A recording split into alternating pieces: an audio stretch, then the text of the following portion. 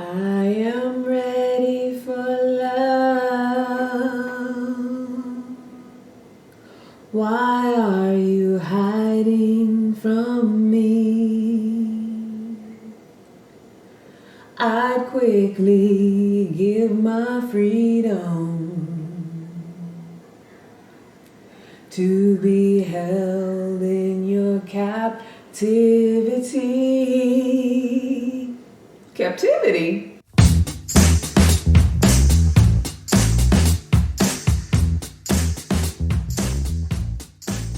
Hey, sweet baby. Welcome to Love Life Skills for Leaders, where we heal the past, love ourselves unconditionally, and start our love lives over from a clean slate every damn day. I'm Candace Harper, relationship coach and hypnotherapist, and I help high-performing, perfectionistic people overcome loneliness and create meaningful, intimate connections. This is a mature conversation for powerful people who want to have their best possible love life, whether single or couple. So stick with me and learn why loneliness isn't contingent on whether or not you have a partner, and how loneliness can be cured from the inside out. Also, make sure to subscribe on YouTube, Apple Podcasts, Spotify, or wherever you are watching or listening. Now let's do this. What's up, people? Hello, my sweet loves. Hello, my darlings. It's so good to be back on another fine Saturday when I'm recording, or whatever day you might be listening. Today's topic, are you really ready for love? Are you ready for love? I mean, I see people on the interwebs all the time talking about how they're ready, or in a state of giving up because what they feel like they want, what they feel like they're ready for is just not showing up. Why am I single? I'm ready to be in a partnership. Forget being in a partnership. I'll just go ahead and be single. Just in that state of struggle and trying to control and trying to fix it, trying to make it better, but not knowing how to make it better, not knowing why I feel the way I feel, just not knowing what to do.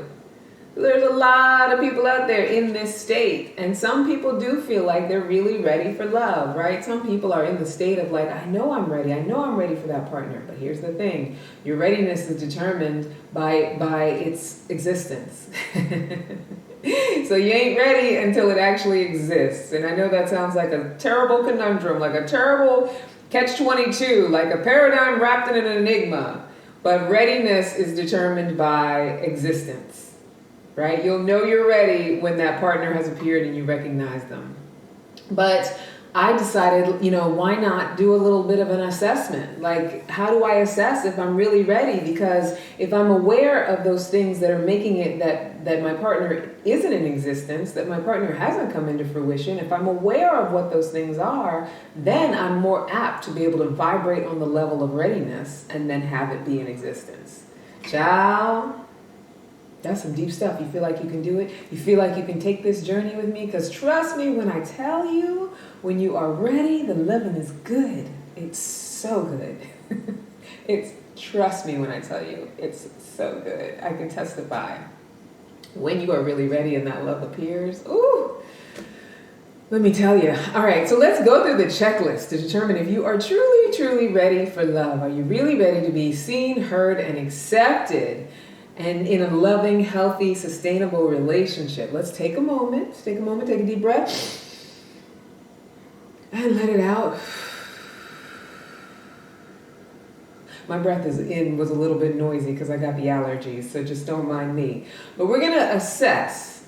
And if you do the following things, then you know you are ready. If you're doing these things, you know you are ready, and that means that person is about to come to fruition in any second. But if they haven't come to fruition, I want you to examine, do I really do these things? I want you to be really flat out and honest with yourself. I want you to be, just really fine-tooth comb with yourself, and not in a critical way. This is not to demean or shame or take ourselves down for it, make ourselves wrong. Sometimes we just have blind spots. We don't know what it is we're doing or not doing that might be sabotaging exactly what we want. So let's find out, are you doing these things? These are the things that I'm about to list that are so very required to be eligible for partnership, like partnership, collaboration, relationship.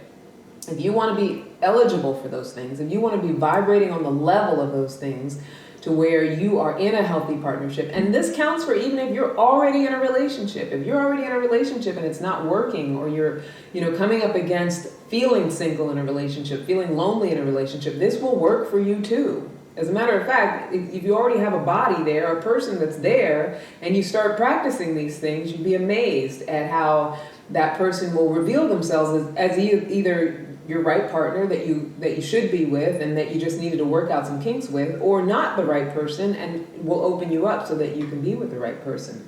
Once you're doing these things are required things. First one, you ask for help. Are you someone who asks for help? And I don't mean someone who's always with their hand out, always needs help, and is needy, like can't help themselves. I don't mean someone who wants everyone to do everything for them or wants a partner to do everything for them. I mean someone who is okay with saying, I can't do it all by myself. So you're perfectly fine with letting someone that you care about know that you need help with something. You need their assistance. So whether it's a shoulder to cry on, a solution to a problem, or moving a heavy piece of furniture, or fixing something, or, I have a DIY project where I'm painting a table. I don't mind saying, honey, boo-boo face, help me with this. I need help with this. And he's happy to do it. Being able to and there was a time when I was like, I got to do it all by myself. I can do it all on my own. Years ago, I built myself a full loft from raw wood, because I was capable of it. I did the carpentry, I did the staining, I did the, assembly, I did all of it. The measuring, I figured it all out, right? And it's not that you can't do it, it's why not have it be easier and do it with someone? Why not make it a fun, collaborative, relational activity where you have help and it's not so hard that by the time you're done, you're ready to celebrate, not exhausted from having, overwrenched yourself. Right? So the willingness to just say, I want help, or I need help, or I'd like some help. That makes you eligible. That's readiness. That's readiness for collaboration. That's readiness for partnership. Because it's the 5-year-old who says, I got to do it all by myself. It's that little baby who had trauma, that little baby who feels like others can't be trusted, or I can't rely on other people, that says, I got to do it all on my own. Right? But once I have put that little 5-year-old to bed and given her or him or whoever the love that little baby needs, once I have done that, then I'm fine with asking for help. I'm fine with making things a collaboration. I don't need the badge of honor of having done it all myself. Right? Number 2, you have released your lone wolf syndrome. And I always consider myself or call myself a recovered lone wolf. Right? And it's very related to the asking for help. Lone wolves love to do everything on their own, especially when it comes to life decisions. So that's another thing. That's what's on top of the not wanting to ask for help. But, that lone wolf syndrome says, I don't have to collaborate with anyone or communicate with anyone around the decisions that I make. I do what I want to do when I want to do it. And there's nothing wrong with having that sense of independence. Independence is a wonderful thing. There's nothing wrong with wanting to be your own decision maker, your own choice maker. Nothing wrong with any of that. But that is not an indicator of being ready for partnership, ready for love, ready for relationship. If you want to be in relationship, you got to be willing to say, the decisions I make about my life, I am willing to collaborate on them. I am willing to be in conversation about them. I'm not just making moves based on what I want to do from moment to moment, which, trust me, I get it, that there's like this sort of false sense of freedom in that. I won't call it false, because there is a level of freedom in just being able to come and go when you please, whenever you please, and not having to ask anybody's permission. And that's fine for when you want to be on your own. If you want to be on your own and you're in a space of like, I'm on my own, I don't really want a partnership, then that's fantastic. Do your thing, do you. But if, for my people out there who want a healthy partnership, who really want to be in relationship, a big component of that is that willingness to collaborate your life's decisions. And how can I practice that when I'm not already in a romantic partnership? Start talking to people about the things that you want to do. See if they want to come along with you, whether it's friends, family member, other people that are close in your life. Start creating partnerships around choices you want to make, even if it's like a decision to go after a job. Now, there's a caveat to that, because sometimes you can dream of something big and someone else might not be able to be on board with it. But that willingness to feel people out and talk to people about it, bounce things off of people, not because you need validity or approval, but because you just want to collaborate on ideas of how something can go in your life. And that willingness to be in that conversation suggests you're also showing the universe, I'm ready for partnership. I'm ready to work with someone. I'm ready to be collaborative. All right, so if you're doing those things already, that's fantastic. But if you're not doing those things yet, something to look at if you really want to be in a partnership. Number 3, you know that whatever circumstances that you've been through to bring you where you are now, that you're not alone. Meaning that you have a sense of relatability, right? So we've all had our different upbringings, our different life experiences, depending on how long you've been an adult. You've had a lot of adult experiences, obviously some good, some bad, whatever. But that understanding that your story is not solely your story, in the sense that yes, you are unique and your experiences are unique, but for everything that we enjoy, everything that we endure, everything that we suffer, everything that we take pleasure in, there's a tribe out there for us. There's other people out there who have experienced it as well. There's and in their own way. There's other people out there who will understand where we're at. There's other people out there who are, of the same, whether it's people who are of the same culture, of the same race, of the same gender, whatever. There's sameness out there for whatever it is about you, right? Whatever it is that you want for yourself. If you're somebody who's trying to, run a business and make money, there's a tribe out there for you. Somebody who's trying to create partnership, romantic partnership in their lives, there is a tribe out there for you. I'm going to tell you about it in a second. So that understanding that whatever it is that you want for yourself, whatever it is you've been through, whatever your story is, there are people out there that can relate to it. So when we're in the story of no one can relate, I'm on my own, I'm the only one who has this issue, I am the only one with these problems. With that story, we're not ready for partnership. We're not relatable. We're not able to, share ourselves in a way that can have another person see us, see our humanity, right? Because we're stuck in the story of it's only me. I'm different. I'm the only one. I'm the only one who's undergoing these things. And usually it's around negative things. It's very rare that around the positive things we're like happy, only I get to, do whatever. I doubt Beyonce walks around like, only I get to be Beyonce. Well, maybe she does. But it's usually the negative things that we're in that story around. Like, only me. I'm the only one undergoing this thing. The understanding that you're not is what makes you ready for partnership. And what else? Oh, you trust people because you trust yourself. That's how you know that you're ready for partnership, right? You are in tune with your intuition. And you know that because you don't stifle your intuition, you will be able to detect who is trustworthy in your life or not. So when we stifle our intuition, we tend to not trust anybody.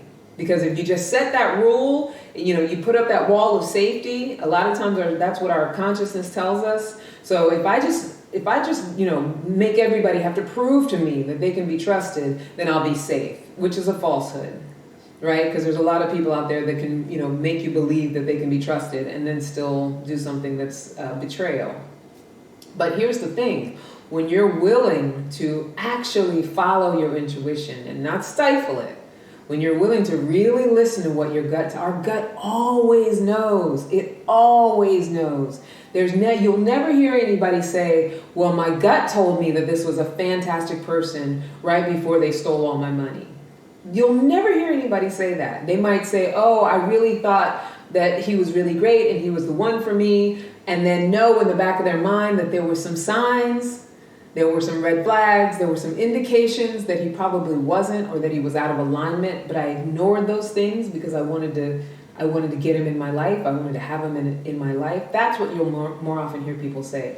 But when we're actually listening to ourselves from beginning to end and we trust it, and that's why we often don't listen to ourselves. We often don't trust our own intuition. It takes some healing to do that.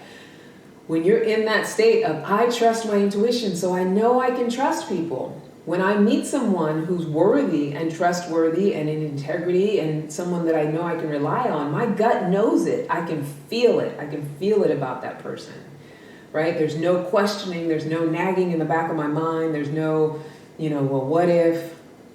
Not that you never wonder, because we always wonder a little bit, but your gut tells you, your body tells you, the way you react tells you whether somebody is worthy of your trust. So when you get to that place of trusting yourself, you don't have to worry about it. You just meet who you meet, you interact with who you interact with, and you let your gut, and you listen to that. You listen to that intuition, and you follow that. Learning how to trust yourself. If you feel like you've learned how to trust yourself, you are relationship ready. You bring people into your sphere rather than push them away. So recently I had a potential client. I was doing some outreach on LinkedIn, I believe, and I had a potential client add me as a connection, which first of all, to add me as a connection, in my initial message, I say, are you ready to make the rest of your love life the best of your love life? So there's no denying what I'm coming from or what I'm talking about when I reach out to people. And if it's not for you, that's totally fine. If they're like, I'm a no, usually they just don't respond. But this person responded, and they were curious. They wanted to know what I was talking about. And so I responded back to them. I gave them a list of, I was like, do you mind if I ask you some questions? I asked some questions.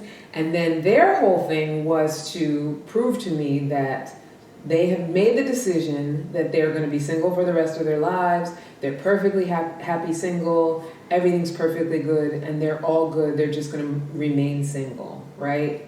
Which was interesting because I don't push the get a man to be happy narrative. I feel like get in a relationship with yourself to be happy, and then have the partner be the side dish. Have the partner be the alignment with that, right? So it was interesting to me that she felt like she had to validate the decision to be single, because you'll never hear from me, don't be single, you got to get in a partnership. If you tell me you want a partnership, then we can talk about what you need to do. If you tell me you want to be single, then we talk about what you need to do. But you'll never hear from me, you need to do this or you need to do that, right? So her response to get the validation that this is what I'm choosing to do, and I'm very happy. And I believe in this. If you argue for your limitations, you get to keep them, right? And if you really are happy being single, you don't need to validate it to anybody. If it's something that you've chosen for yourself, kudos to you. 100%. If you feel good about it and you feel like you've made the decision that's right for you, you have no need to validate it to anyone, especially a stranger on social media, right? So what I got from her, and I gave her no argument, because one thing as a coach, I'm never in an argument for your limitations. Like I said, you want to argue for them, you get to keep them. I'm here to help people who they know what they want, that's what they want to work towards, and if that's where you're at, what I give you and how I guide you and how I help and support, that will have you get to where you want to get to. Simple as that. But what I got about this person was that whatever her decision is, whatever her choice is around being single, she's gotten very masterful at arguing for those limitations and keeping people at arm's length. And I don't know that that's really what she wants to do, because if she did, she wouldn't have reached back out to me. She wouldn't have added me as a connection, and she wouldn't have reached out to me. But she's so good at that resistance of any sort of partnership, any sort of collaboration, that she actually reached out in order to resist the collaboration. Which we do crazy things like that. Like, no judgments against her, it's a blind spot, right? If I really didn't care about this thing and I really didn't want it, think right now of anything you really don't care about, that you really don't want. When's the last time you thought about it? If someone brought it up to you, did you go after it and engage with them in conversation? Did you want to talk about it more? If it was something that really is not in your consciousness, that you've decided is not for you, and you know that that's the decision you want to make, have you put any more bandwidth on it once you decided you didn't want it? So, her communication, the way that I received it was that it is something that she wants, but she's decided to shut it down. And she was looking for some validation for having shut it down. and so masterful at making sure to push it away. Like, so masterful at staying alone. So if you know in your heart of hearts that you know how to bring people into your sphere, and you are bringing people into your sphere rather than looking for reasons to push them away, rather than recognizing that they might be someone you want in their sphere, but going out of your way to make sure to keep them at arm's length or keep them out of it. If you're pulling them in, you know that you're ready for a relationship. You know that you're ready for partnership. You are happy to go with the flow. When you're ready for healthy partnership, you no longer feel the need to dictate everything. You don't have to dictate. And that goes back to the making choices for yourself, but making choices for any situations in general, right? You don't feel like you have to be the boss of everything. Now, granted, in any relationship, there's always one person who's a little more dominant, a little more bossy, or a little bit more decision-making than the other person. There's always one person who pushes the choices a little bit more. But when you're really ready for partnership, you understand that those decisions, those choices are collaborative. They're based on a knowing of that other person. If we're talking about a healthy relationship, they're based on an understanding of how, what that person's boundaries are. And if you're making decisions for the both of you, it's based on care for the both of you, right? So it's no longer about my way or the highway. If you know that you're happy to go along with someone else's flow, go along with someone else's ideas, and you can judge that, just by how you date, right? Are you someone who dates with a willingness to go with the flow? Are you like, they suggest things, and it might be things that you've never even heard of that sound crazy, and you're like, I'll try it. Obviously nothing life-threatening, but that willingness to be along for somebody else's ride. My boo was telling me the other night that he had an eating experience where it was completely in the dark. And you just eat the food in the dark. That's not something that I would necessarily choose to do for myself. But, in the spirit of wanting to collaborate and relate and have experiences with this person, I'll go with the flow. Right? Because it doesn't go against my core values or my principles. It just sounds a little sketchy and crazy to me. But it's definitely something that I would want to experience with someone that I really care about that has already experienced it and is like, why don't we do this? I want to go with that flow. So that willingness to be able to do that with people. And if you find that you have a hard time doing that, like I have a really good girlfriend who you can't do anything socially with her unless she decides what it is. Unless she decides how it's going to go. Even my older sister's like that. I have people in my life where you really can't do anything with them unless they get to make a decision for how it's going to go. So luckily, I am kind of a go with the flow kind of person to begin with. But if you're not that kind of person and you really want to feel ready for partnership, there has to be a level of, I'm going to go with this flow. I'm going to go with the flow. I'm going to go on the adventure, obviously with a sense of safety for yourself. Right? So if you are happy to go with the flow, you might be ready for partnership. And the last one, I'm sure there's a million more, but here are a strong 7. You see the God and good in everyone. Now, before you go, oh, Candace, that's so naive. Oh, girl, you can't just see God in everybody and everybody's not good and there's a lot of shysters out there and all these no good men and all these cheaters, all these liars. No, girl, what you talking about? Before you go into that place, what I mean by that is that you no longer have to find things wrong with other people because your bandwidth is being taken up by what is in alignment with you. You no longer have to be sitting in that space. And I see it on social media all the time. And I used to be somebody who made that kind of content on social media where it's like, look for the red flags, look for what's wrong, find everything that's wrong about that person, talk about all the dates that went. There's a creator out there, his whole brand is all the dates he's had that have gone wrong. Right? So with that focus, what we focus on grows. With that focus on everything that has gone wrong, everything that's wrong with other people, you're not ready for partnership. You're just not ready for it. Right? And you can tell that also if you get into partnerships and I've been there where I've gotten into a partnership where I just found everything wrong with that person. That's all I could see was the things that was wrong with that person, which is an indicator that you're definitely not ready for partnership with that person. Like you're with the wrong person if all you can see are the things that are wrong with them. But if you're walking around in your single life and you go on dates and all you see is what's wrong with everyone that you date and what is the problem with everyone that you date, you might not be ready for a real partnership because you're not focusing on those things that are working. And you can focus on the things that are working without getting attached to them being your person. See, often we don't even want to give somebody the credit for, let's say being chivalrous or being a nice guy because we're so busy, looking at all the other things that we thought were wrong. So we don't want to give them the credit because then that means that we're settling. But you don't have to be in relationship with someone just because you see good things about them. You can say they don't align with what I want, but I do see all these great things about them. They're just not the person for me. And there's nothing, that's perfectly fine. But when we feel like we have to create a laundry list of things wrong with them in order to justify the fact that we don't want them, and that's what we do person after person, in that state of judgment and criticism, can't see the God or the good in them at all.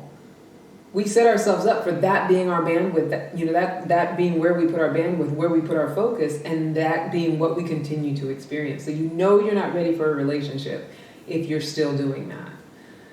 And that's it. That's it. There's 7 good ones for you. If you said yes, you are any of those things, then you're there. You're getting closer. You're on the journey. And like I said before, real readiness will have that person appear. Real readiness will have it there. You'll know for sure. In the meantime, these are some things that you want to just be practicing to vibe high, to vibe on the level of what it is that you want in your love life. And that's what it's all about, my people. So how did you do? Do you feel like you are truly ready in alignment with a lot of those things? Are there ways in which you are not? Were you thinking about the ways in which you are not? Are you giving yourself a hard time? Let's talk about it. So what I'm doing is I am starting a super secret club. I'm not even going to tell you the name of it. It's a private club for women on Facebook. It's a private group. And it's for women who are ready for love, feel like they're ready, who feel like they embody these things but are wondering why it has not appeared. Women who want trust, intimacy, deep level love and passionate connection. Women who want to create a sense of family, a feeling of home. That doesn't necessarily mean that you want to make babies. If you do, great. If you don't, great. Depending on your age, your stage of life, maybe you already have. But you want that sense of home with somebody. You want that safe place to go, that soft place to fall. You want that strong stability, a healthy, long-term loving relationship. So if that is you, you are perfect for this group. Any women out there who want to communicate effectively with any man and woman and any gender in between, want to communicate effectively without compromising your authenticity, your intelligence, or your divine feminine power. If that is you, if you want those things, I want you in my super secret group. Women who don't want to settle but are ready to settle down. You're ready to let go of that single life. And I don't like the phrase settle down because it sounds like you have to sacrifice something in order to do that. No, you're ready to bring in that person who's going to be, you'll be a compliment to them, they'll be a compliment to you, and they will enhance your life, you will enhance their life. If you know you are ready to do that, I want you to join my super secret club. And all you have to do is email me for a special invitation. I'm going to send you a special invitation. There is an application involved. And that's all I'm going to say about it for now. So email me, Candace at CandaceHarperLoveCoach.com. You email me personally. That's my personal email. I will respond to you. And I will send you a special invitation to the club. And that's it. I believe that is it. Otherwise, another way that you can work with me is you can go to bit.ly/love life skills for leaders. And that is my coaching group. So if you want to look into that and get some information on that, just go to bit.ly/love life skills for leaders. That's it for now. I want you to follow me on Instagram, TikTok at Candy Love Coach. I'm also Candace Harper Love Coach on YouTube. Definitely subscribe. And that's it. Hopefully you did great on that assessment. If you didn't, don't feel bad. If you did do great on that assessment or you didn't do great on that assessment, I want you to email me and see if you can get into my private group.